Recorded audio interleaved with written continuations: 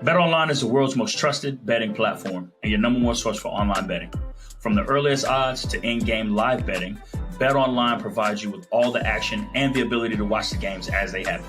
With the largest selection of odds on everything from football, NBA, NHL, and much more. Head to BetOnline today to get in on the action with America's most trusted site for online wagering. BetOnline. The game starts here. This shit feel like game 7. Put lines on through my action. Wake up in the morning, count my blessings. Feel like heaven. This shit feel like game 7. Yes, sir. Welcome to the Money Down on the Believe Network, presented by BetOnline.ag.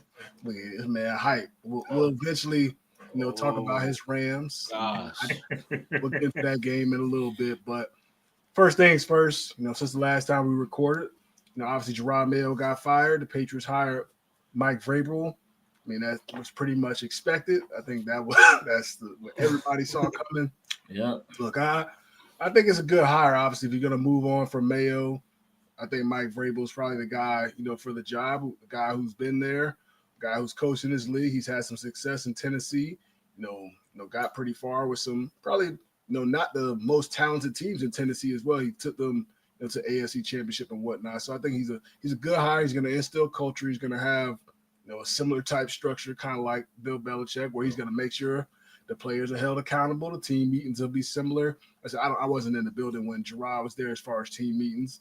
I don't know if it was the same with Bill, but I know as far as Vrabel, look, he's a guy, he going to talk his stuff on the field, off the field. He going to get in drills, show you how things are supposed to be done. So I think it's a good hire. Like I said, I know Vrabel. I met him a couple of times, competed against him. I know what he brings to the table, I should say, as far as the coach. So I think he is the guy for a job. But I will say, as fans, make sure y'all keep that same energy. If stuff don't go right, make sure y'all critique him the same way y'all critique Mayo, all year long. So don't just go all in on the first year coach, last year, and if things don't go right this year, y'all no, I don't want to hear that. Hey, if they win less than 5 games, I want to hear everybody in the chat fire him. And two, like, I mean, we got I think they got 130 mil in cap space and top 5 draft pick. Like, he walking into a great situation, so it is no excuse. But Vrabel is a great hire, right? Like, defensive guy, he gonna bring the energy, like you said. Vrabel might get in the drill and show you how it's done. You know what I'm saying? And I think when you can connect with the players on that level, I think it's gonna be a positive. It's gonna be real interesting to see, because I saw Teddy Bruschi talk about on NFL Countdown, I think on either Sunday, I think it was Sunday when he got the job, and Teddy talked about how he gonna come in and some people in the front office gonna have to take a step back, and some people have to be open to hearing the truth, right? Like, a lot of people can't handle it, what I'm saying? He gonna speak his mind. So a lot of people can't handle the truth. And now you got a coach coming in who knows how he wants things done, and people in the front office who might handle stuff a different way gonna have to get on the same page with the head man, which is the head coach that come first. And I mean, he's coming when he started with Tennessee. Tennessee wasn't good before he got there, right? Like, then they start, they picked up Derrick Henry and all that stuff. They started becoming like under him, AFC contender. So I mean, definitely got a good coach coming into the organization who knows how to, change an organization, who can build an organization. So definitely a great hire by New England. So excited to see, how he helps the New England organization. Played there, knows the culture to build a good organization around. So I'm excited. Yeah. Hey James, I want to ask you: do you think he bring back Josh? I mean, I think there's a good chance. I think he should. Honestly. And Matt, that's the only offensive coordinator I played under was Josh McDaniels, and I know people like to say his offense may be outdated and whatnot. I don't think it is. The versatility that he brings to the table, like we could switch things up from week to week. I don't know how many offenses do that. We ain't really. I mean, we had trick plays and everything, but we stick to our basic stuff. We're gonna switch personnels. 1 week we may run it, 90% of the time, when we may throw it 90% of the time, depending on what defense we're going up against. But we had the right guys in the locker room to go out there and execute that. So it's all about them acquiring the talent. But I do think, as far as Josh, I think him with Drake May, you saw what he did for Mac in his rookie season. I think he'll help him, understand the game even more, slow things down for him, and really take his game to that next level. So I think it'd be great, if they bring him back there, and I'm sure he'd be open to it, depending on what his situation is currently. Yeah, I think he'd be the right guy for offensive coordinator. And I do think that's the biggest part, of hiring Mike Vrabel, is him hiring the right offensive staff. Obviously, the defense is going to be sharp. It's just who's going to be the offensive coordinator. Are they going to help elevate Drake May based off what he did his rookie season? You don't want it to be the same. You want him to build off what he did in year one. So whoever the OC is, quarterback coach, and all those guys on the offensive side, they got to be the right guy. So hopefully he's doing his due diligence as far as bringing in that side of the staff. I have no worries about it. Defense going to be top tier. I'm worried about that. But no, I think I can't really hear you. I don't know. You hear me good, Warren? Yeah, you good. Okay, there you go.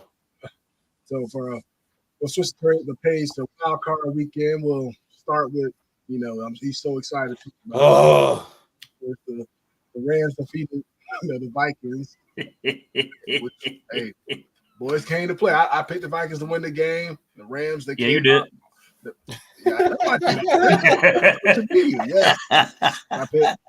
picked the Vikings to win that game, but the Rams, y'all came out on point. The defense, especially defensive line, they were hunting Sam Darnold. I know the offensive line didn't protect great, but even still, Sam Darnold, at times where he could have got the ball out of his hands or tried to make a play, do something, make a smart decision. I don't think he did that. So I do think most of the problem was on the defense, the offensive line, but I do think Sam didn't play that great as well. But y'all defense came to play. I think that's the biggest question mark for y'all probably going forward. Sure. If y'all defense can keep up that same type of intensity, those young bucks, they've been playing well. If they keep that up, y'all got a chance against every single person. And offensively, look, we know what Sean McVay and the offense can do. They can stress anybody out. Yeah, they can stress anybody out. So I don't have any questions as far as y'all, offensively. It's just the defense. Can y'all match that energy every single week? Which I did pick Philly to go to the Super Bowl. I'm picking Philly to win this week, which we'll get to that. But I do think y'all can beat Philly though.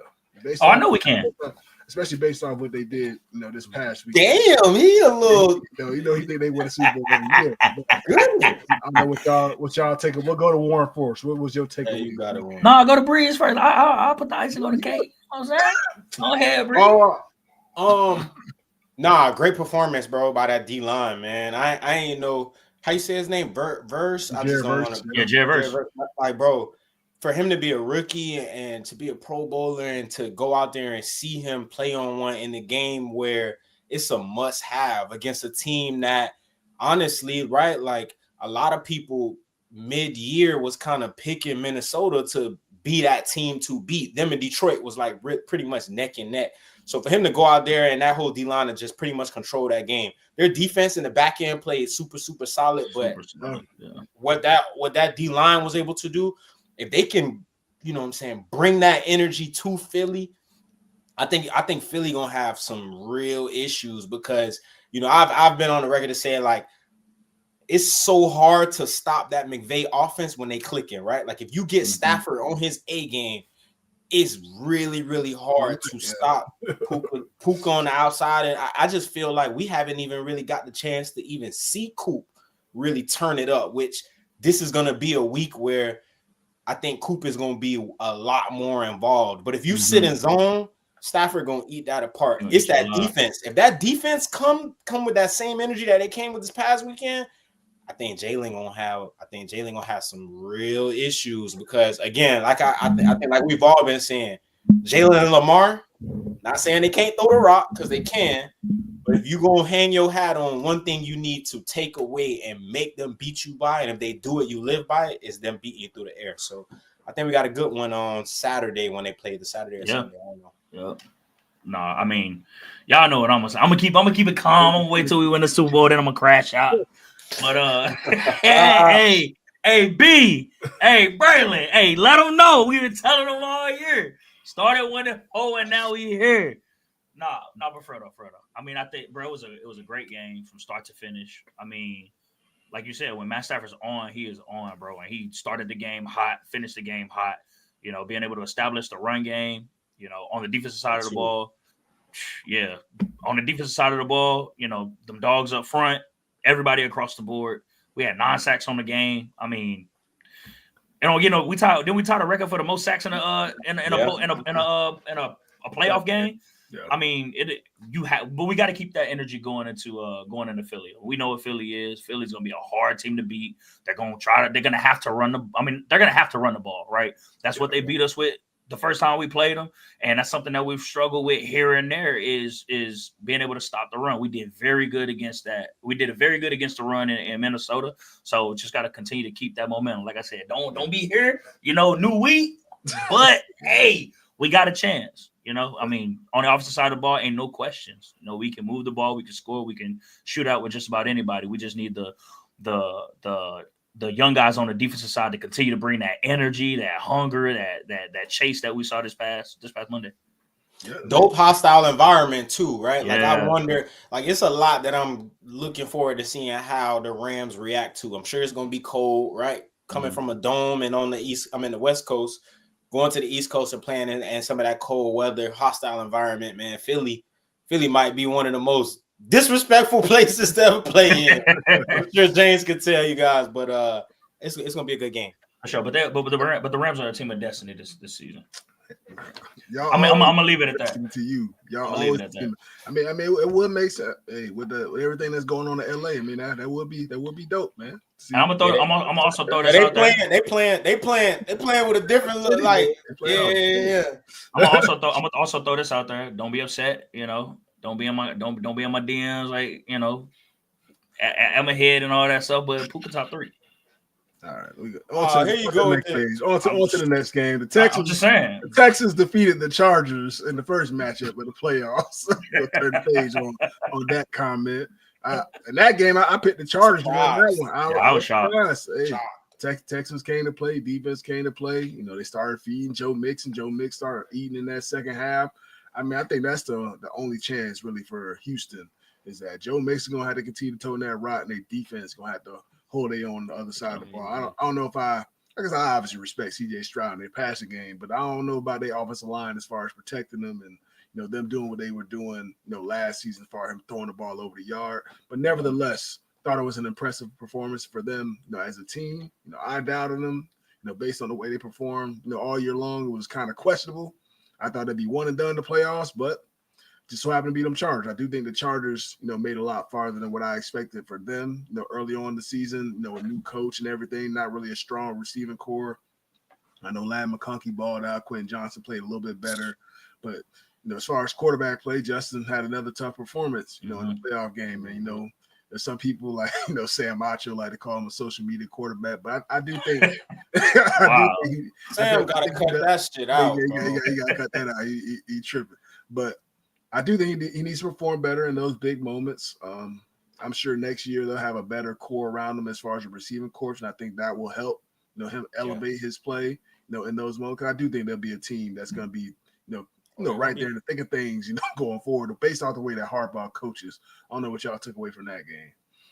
Get him some help, and I'm a fan of Justin Herbert's, right? Like he is, to me, out of that draft class. I think obviously Joe Burrow was in there, but in Tua, I was one of the people that thought that the Dolphins should have took Justin Herbert instead. But I just think you got to get some help around them, man. And especially in that game, like it was a lot of and I don't know, James, you can kind of like school me on a little bit if some of the protection slides and stuff is on the quarterback, but it was some protection things that were missed with like Will Anderson coming off the edge like scot-free, right? Like you can't have that type of stuff happen in playoff games where every little possession counts.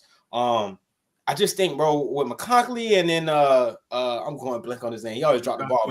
Quentin Johnson. Like I think that, like there's still something in there that you gotta kind of just give him the benefit of doubt and build. I'm not around him specifically, but like if you get another one in there, like we talked about, T. Higgins going to be on the market. Who knows what's going on down here in South Beach with Tyreek Hill.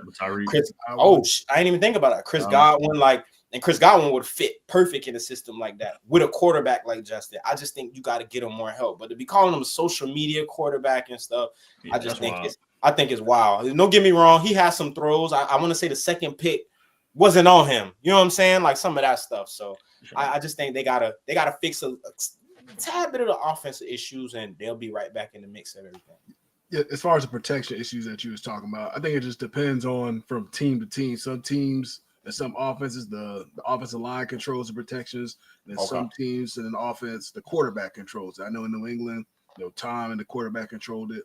I know like Cam Newton, when he came to New England, he said the offensive line controlled it. So this goes from team to team, but I do believe I've never been in a different system, but quarterback can always overrule if he feels like he's seeing pressure from a certain direction. So I don't know if he has that leeway, which I feel like he should. He's a veteran player. So look, I don't know. I have to go back and watch the tape to see what the exact issues were, but I think he's extremely talented. Definitely has the potential to be, one of the best, which he's already, top tier quarterback in the league. But I think he could elevate even more, and getting them a little bit more help, could probably help take him to that next level. What'd you take away from that game, Warren? Bro, I thought, I hats off to Houston's offense. Like we said, we know Houston has a good offense, bro. CJ managed the game very well, getting the ball to spots. Nico Collins is a dog. Gangster, bro. Nico Collins is a gangster, bro. And again, like you're missing two of your best weapons in Tank Dell and Stephon Diggs, right? Joe Mixon did a great job running the ball. They established all phases. They established themselves on all phases of the game, especially on the defensive side of the ball. They came with 4 picks. Obviously Justin Herbert had one that wasn't as much his fault as much, but to be able to even get the other 3 to put a little bit of pressure on put a little bit of pressure on Justin Herbert to make him force those mistakes. I mean, you just gotta take your hats off to them, bro. They were very playoff ready. Sting fire too. Like that's what I'm really Derek Stingley. Yeah, how they gonna use him this next week, because I don't really think I don't really say KC has a true one. I think it's like a receiver by committee. Obviously, D-Hop is D-Hop. He still can make plays, but it's just gonna be real interesting to see how they use him, because he is a piece that can shut down one side of the field. So go ahead. I was gonna say Houston's just another one of those teams that's just like you see their record, and they're not what their record shows, right? Like they've had some up and down seasons. They've had a lot of injuries over the course of the season. It's just one of those teams. Offense is very dangerous, even without Tank Dell and Stephon Diggs. They're just as dangerous. And the defense, when they play their ball, like they're on one. So Kansas City's gonna have another tough matchup come next week. So this is another one that's just gonna be really good to watch and see the Houston Texans, what Houston Texans come to the game. I will say this, y'all boys. I seen something on Twitter. Twitter like the damn CNN, like the news. Whoever the head referee is for this game, Kansas City is 6-0 with him in the playoffs. Sojourn's Conspiracy Corner. So I gotta run that. Hey, run that. Hey, Perk, run that. I gotta find the tweet, but they 6-0 with whoever this dude is at the being the head ref. So you know what I think, man. Hey, we brought that up earlier in the year now. KC money line. I think KC gonna win either way, but they go, especially with they gonna have one of their friends calling the game. You know what I'm saying? That definitely gonna help them even more. So don't be surprised if we see a lot of flags. Hey, bro, I saw this. Dude, I saw this video on IG the other day, and this dude was predicting the playoffs. And just, I can't remember how he was doing it, but every time Kansas City came up against somebody, he had a yellow flag in his opposite hand, bro. It was the funniest thing. And every time Kansas City lost in the prediction, he threw the flag and ran it back till they won, bro. It was the funniest thing I had ever seen, dog. I'm trying to find this. That's how I be, though, man. Look, I know I was a part of an organization where people feel like we got a lot of the benefit, from that. So, hey. More hats off to him. That's what happens when you be winning all the time. People got a little microphone for you. They checking everything. Hey, we gonna turn the page. Hold on. I found it. Clay Martin is refereeing the Kansas City Chiefs Houston Texans game this weekend. The Chiefs are undefeated when Martin is officiating. KC is 6-0. Yeah, it's gonna be 7-0. 7-0. He got them locks in. He put his parlay in too. He gotta make sure he secure that. But you gotta think. If he put his locks in for Houston, he gonna make out some more cheese, nah. It might. I'm just throwing it out there. If he's smart, he make away with that cheese. One, boy, the FBI watching them people, man. Better call this shit right. he said that right. He said buddy ain't gonna ref another game in his league. Nah, man, then we'll turn the page to another matchup that went on this weekend. We had the Commanders versus the Bucks. This is one of the upsets that another shocker. Right. I wasn't shocked by this one, honestly. I thought this is a matchup that the Commanders, could win. The Bucks, like their offense explosive, but their defense it's been a little questionable, kind of all year long. They battled some injuries and whatnot. With Winfield, I know he was back, this week, but the way Jane Daniels has been playing all year, I had confidence that they can walk in there and get them a dub. I think the whole game shifted with that Baker Mayfield when he fumbled when he's trying to take the jet sweep. He fumbled. I just feel like the game just shifted after that. I just feel like they never really. It's still close, obviously, but I feel like they never really recovered, from that moment. And that's what happens in these games, man. It's that little play like that just throw you off. They're already in scoring position. They go down, score a touchdown, or get 3 points, whatever it may be. Yep. It just shifts things from your offensive perspective. But I mean, shout out to the Commanders, man.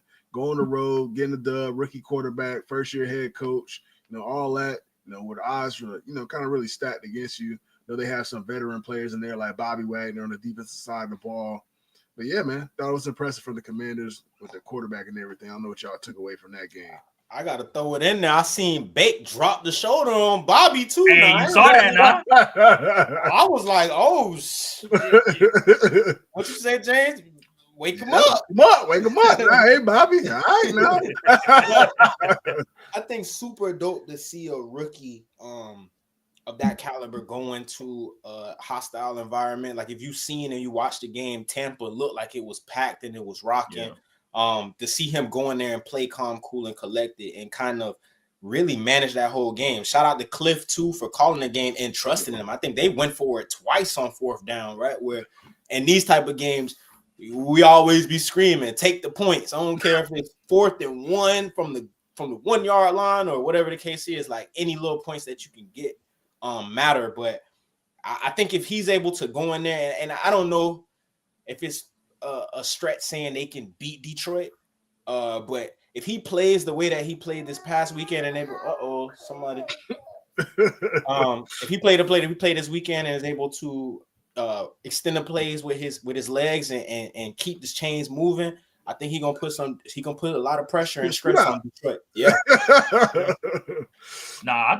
Me personally, I was shocked by it. Not shocked as in a sense of I didn't think that the Commanders should go in and win the game, but like Breeze was saying, you're going into a hostile environment. Baker's been playing some good football. Given Tampa Bay's defensive woes here, their offense has been able to put enough points on the board to really make, win games. So, I honestly thought that I was going to see a lot more out of Tampa Bay's offense. That's the shocker, So hats off to Washington's defense, playing a really good game, playing a solid game. Baker still, played well, but, being able to manage it, and keep the game in front of him, right? So. And shout out to, because like little things that matter in that game. Like, I know we always hype up. Mike Evans was killing Marshawn, right? Yeah.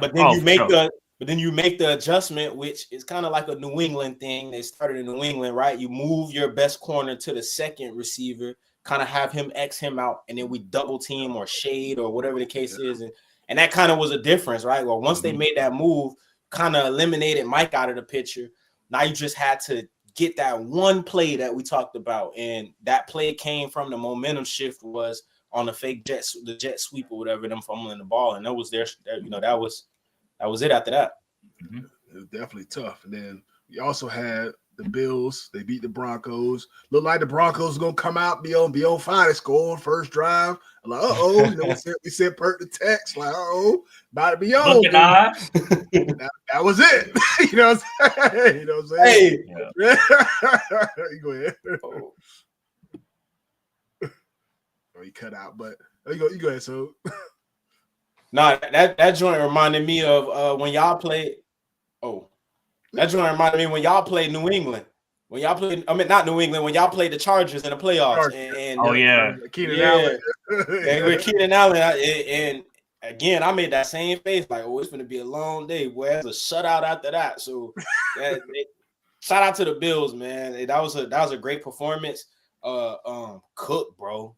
Damn, I ain't know that. Like, and it's been showing week after week. Like, he fired, but I didn't know he was that fast. He got that home run hitter speed. Like, Buffalo gonna have to pay that boy a real check this all season. I think he up for it. So, Buffalo, they rolling high right now. It's gonna be an interesting one on Sunday. That's the game of the week, I think. Yeah. They look good, man. Very good. They look the run game. That's something they've been committed to it. Obviously, ever since Joe Brady, offensive coordinator, took over last year, they started to implement actually using their running backs. And you see, in the playoffs, you got to use them backs. And against the Broncos, James Cook, they will hand it to him, even getting Tyler Johnson in the mix. So the kid is special, man. I think he's like probably the most underrated back in the league. You just watch their games, you see how much he does for them. They let him run in between the tackles outside. He catches the football. And it's consistently explosive plays too. Like if you watch the man be ripping off some crazy plays. So yeah, they definitely go out to pay him some money. You know, just even based off the versatility. I think him paired with Josh Allen is definitely a dangerous combo. I mean, he has a crazy amount of touchdowns this year. So shout out to him. Shout out to the Bills. They move forward, handle business. Against a team. Obviously that's what they're supposed to do. Broncos probably wasn't supposed to be there anyway. They had a good season. They went out there, got beat up on. That's what Buffalo supposed to do. They put their foot on them and stomp them to the ground. What you thought about the game, Warren? Man, I enjoy seeing Josh Allen have a lot of weapons around him. Like losing Stephon Diggs was big, right? Mm-hmm. And we didn't think that they were gonna have as good of a season that they're having. But watching Josh Allen all season, and especially this past weekend, like being able to get multiple guys involved, like you could see the weapons that he has around him. Like, and these are guys that are really underrated for real. Like Curtis Samuel, underrated. Showed up big this past weekend. Yeah. Khalil Shakir, who is underrated, but shows up in big games. And so being able to see those guys be involved as well, and then hats off to the Bills defense too. I mean, they've been good all year, right? Yeah. Losing some big pieces on the back end, and being able to play very good, sound, fundamental football on the back end. I mean, even with losing those key pieces has been incredible to see. So, I mean, I don't know if I had the Bills to start making it to the Super Bowl. I don't think any of us did, but Perk. No. But I mean, them boys got a real good shot. Yeah, they got a chance. I was gonna ask y'all that. Like what do you like if you had to, on a percentage wise of what you think they got a shot of beating the Ravens, like where would you say it is? Like 60%, like 50%. What do you think? Because I just don't think they got enough. I don't think they have enough star power, and that's what's going to hurt them. In my opinion, it's on their defense. It just can their defense hold up, and obviously stopping Derrick Henry and then containing Lamar. If their defense show up, they're gonna have a chance. I know Perry ain't gonna lie. I picked Baltimore to win this one. I got Baltimore going to the Super Bowl, so I got Baltimore going on the road. It's gonna be tough though. It's tough to go on the road into Buffalo. I played there multiple times. It's going to be hostile. It's going to be cold. It's going to be all of that. So if their defense is able to slow down Derrick Henry, I feel like that gives them the best chance. Look like Tom Monkey. He ain't mess around like he did last year. Against KC. We saw the way Derrick Henry was running, which we'll get into that game, like in a second or so. But he's running with a point of emphasis. Like he wasn't – right, when that dude was getting downhill, that's a freight train. R.I.P. Minka. You know what I'm saying? I ain't trying to step in the way of that neither. You know what I'm saying? And it's cold outside, man. Yeah. So it's gonna make for a great matchup. It's gonna make for a great matchup. But like you said, bro, being in a hostile environment, dude, you also got two of the top dog MVP candidates in this game too. So it's like. Yeah. Josh Allen's going to come out to play. Like, not only does Buffalo have to worry about Derrick Henry and the star power there, but Baltimore has to play well enough to keep Josh Allen under wraps. And Josh Allen's had a few games where he done took off on people. Yeah, that's a fool like you don't want to mess around with. So, like, being in Buffalo, with it being cold, with the way Josh Allen's been playing this year, I hate to say it, but I think Buffalo has 60% chance, 65. I think it's going to be a really close game. I think it's going to be a shootout more than anything. As cold as that is, I think it's going to be a shootout. And I think we're going to I think you're going to see one of Josh Allen and Lamar's best games. It'd be fun to watch. 100%. Yeah. We'll just turn the page to that Steelers versus Raven game that went on. I mean, Ravens, they pounced on them, boy. I saw, Calvin on, he has a little podcast with Jerry McCoy. He said, when the Steelers, they took the ball to start off the game, he said they like, like y'all trying us, like that type of thing. So he said well, it was belt to ass after that. So Hey, one line. You know what I'm saying? One line. They handled their business. They played well defensively. The Steelers, they made a few plays, trying to keep it close. Looked like it was going to start to be a shootout, but they never really could get close enough to truly make it, that close of a game. But obviously, Derrick Henry, he was toting the pill. And Lamar, he didn't have like a crazy statistical game, but I just thought altogether they just handled business, and that's the type of performance they're gonna have, going forward. They gotta keep running the football, keep handing that thing to Derrick Henry until people stop it. And then look, if they stop him, then look, Lamar, you gotta do what you need to do what you've been doing, all year long in the regular season. Just throw it around. Don't make it the moment too big. That's my biggest thing with the Ravens. I always say in the AFC Championship last year, the moment looked too big for them. Them boys acting like they was down 21 points. They was down 7 or whatever it was. It was a close game. They acting like they were down 21, arguing, trying to reach the ball across the goal lines. Like, just relax. Just play the same brand of ball that y'all been playing all year long. I thought it was a good start for them boys. I'll see what they do, out here against the Bills. Like I said, it's going to be very, very tough next week. It's going to be a great game. I think it's going to be very close. I don't think it's going to be a blowout. Me personally, I don't think it's going to be a shootout. I think it's going to be like one of those 24-21, like one of them type games. Gonna be cold outside, all that. And each defense has been playing well too, like towards the back end of the year. So I think that's why I think it won't be a shootout. The defenses have been playing a lot better. Yeah. I've seen the key piece to me is like I've seen, and I know he just came off a broken arm. Is it Milano? I've seen Milano bring the pain to Derrick Henry a couple times. Like, he ain't scared. Listen, he ain't scared to hit that. So I just think Milano gonna have to play. Real big this week. Obviously, the run game is what you got to stop. That zone read is extremely tough. I think we've seen Pittsburgh try to get TJ to just commit to the run every single time, and that really messed him up. Like he took advantage of that. So I'm just gonna be interested to see the key things that the Bills take from the Steelers game 1 and try and apply it to their game plan this week. I want to say I got a source that's telling me Zay is out again this week, which I think is going to be real big. So I just feel like, if you're the Bills, you got to make L throw and beat you in the passing game. And if he do that, then you got to live with it. Yeah, you got to live with it. Oh, for sure. Yes, sir. And since we're on this game, we might take it to the Money Down segment where plays are made, and that's how you get paid.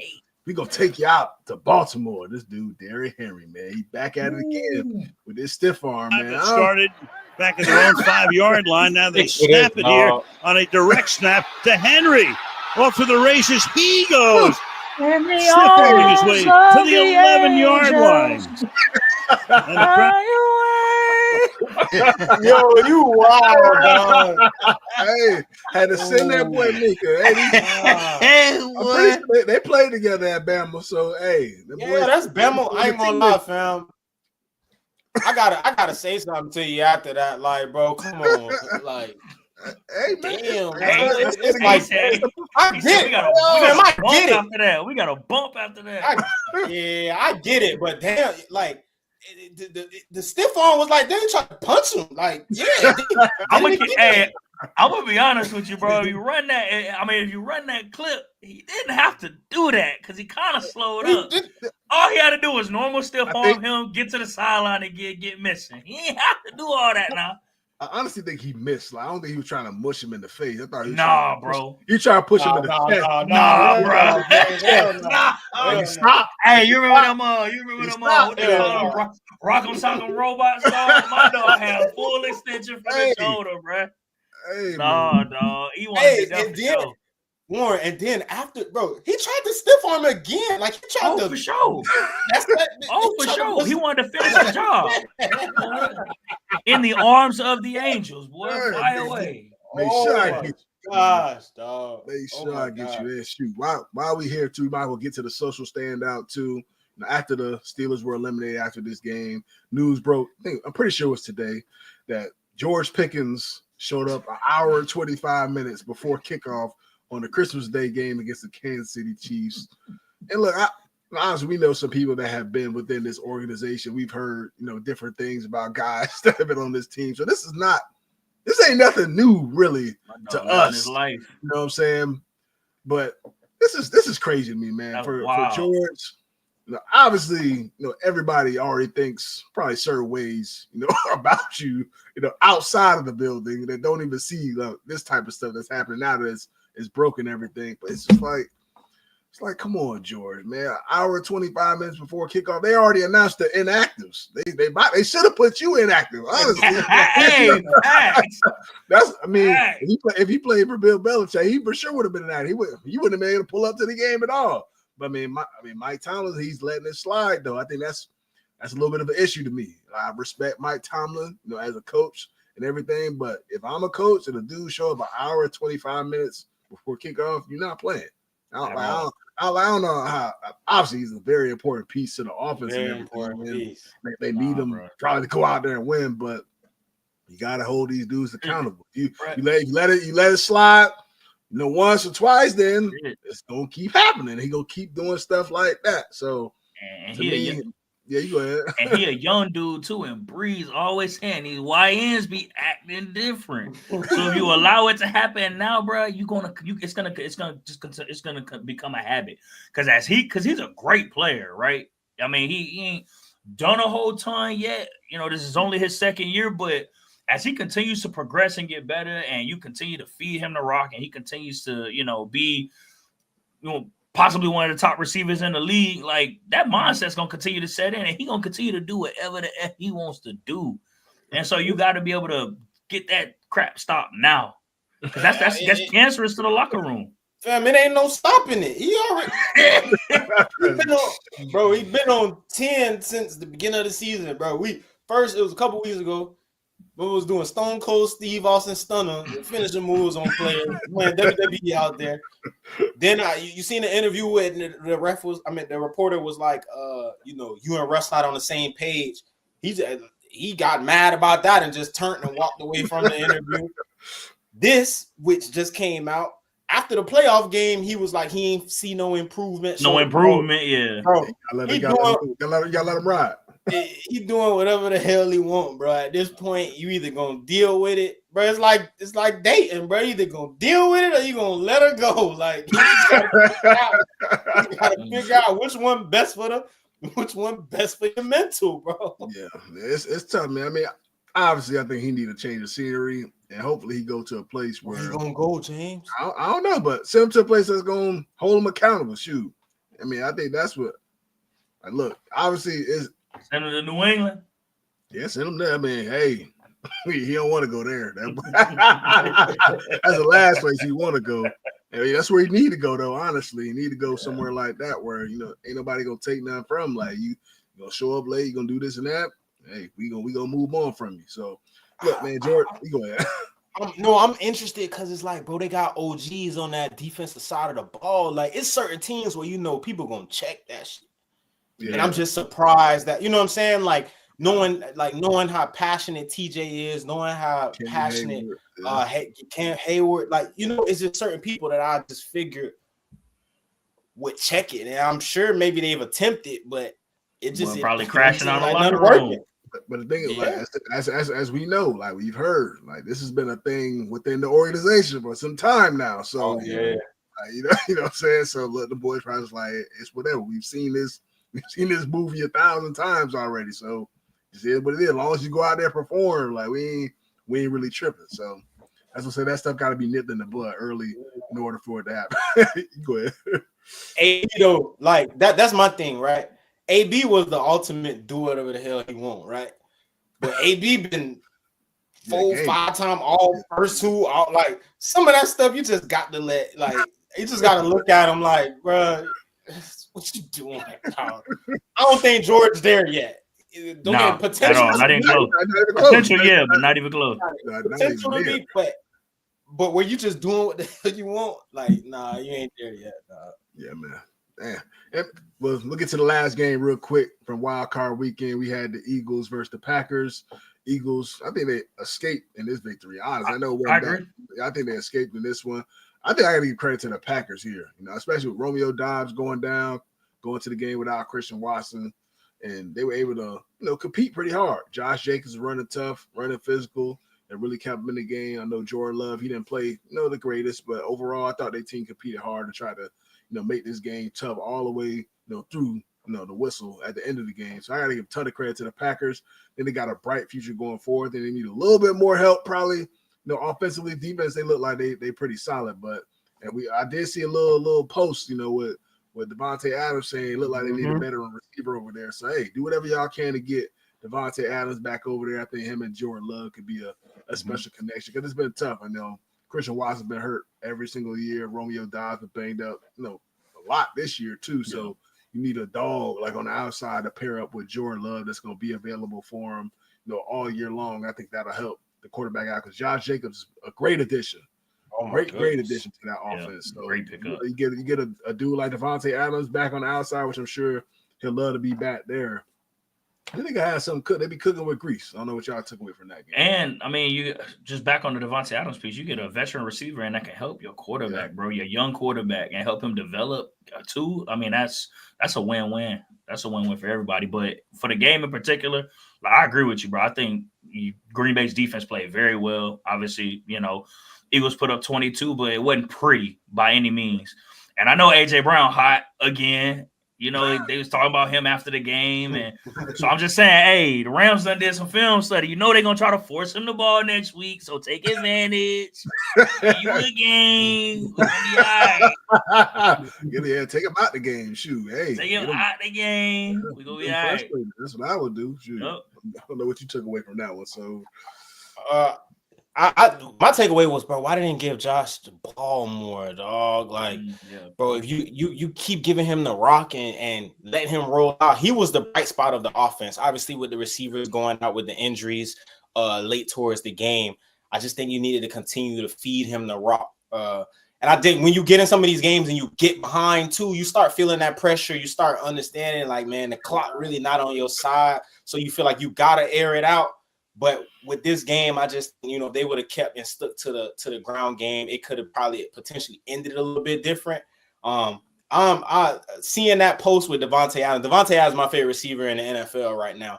And seeing him say that, like, he wouldn't mind going back to Green Bay, I think it's super dope. And I think it'll help out a lot. And we talk about helping out Jordan Love. Yeah, it helps out Jordan Love, but it also helps out that young core that you got around him too as well. Like with Dobbs, I don't know if they keep Watson with the injury situations. Reed, like, they got some weapons that can win one-on-one. They just need somebody to take a lot of attention off. And I think Vontae showed that in New York this year that he's still a top dog in his league if he get around a Q that can get on the rock. It'd definitely be dope, man. And before we wrap up with get into some college football, obviously we had the Final Four this past week, which was great. I think the 12-team playoff, I think it did what it's supposed to do. It created a great, Final Four teams. And hopefully these final two teams, Ohio State, Notre Dame, hopefully this turns out to be a great game. I don't know what y'all took away from those Final Four matchups. Obviously, Georgia was down to their backup quarterback. I don't think it was necessarily his fault that they lost the game. I thought, Notre Dame played well. He made some plays on special teams, made a crucial play, obviously making, Georgia jump off sides and all that, putting the offense back on the field and everything. Thought Marcus Freeman coached a great game. Each of these games pretty much came down to the wire. I think Notre Dame handled themselves well. Ohio State handled themselves well in a tough situation. Texas did a great job of eliminating Jeremiah Smith. Don't allow him to get off. Don't allow him to make big plays. Let everybody else try and force you to beat him. So we'll see if Notre Dame can do a similar type of thing in the national championship. I will say Notre Dame secondary is really good. They're missing their best. They're missing their best player, Benjamin Morrison, which would but I love to see that matchup, just one-on-one him, Jeremiah Smith all game long. I would love to see that. Unfortunately, we won't. but we won't see that. But their secondary is good. Those guys competed. They made it tough on those Georgia receivers. It's going to be a great matchup, I think, in the national championship. I think the whole game is Riley Leonard. What Riley Leonard shows up. If he don't show up whatsoever, it might be grits. You know what I'm saying? If you ball and Ohio State secondary is good too. So they ain't gonna be throwing the ball all over the yard now. So they're gonna have to be very creative how they throw the football, and then the run game they got to be creative that way too. It's all gonna fall on his shoulders, in my opinion, in order for him to go out there and win a national championship.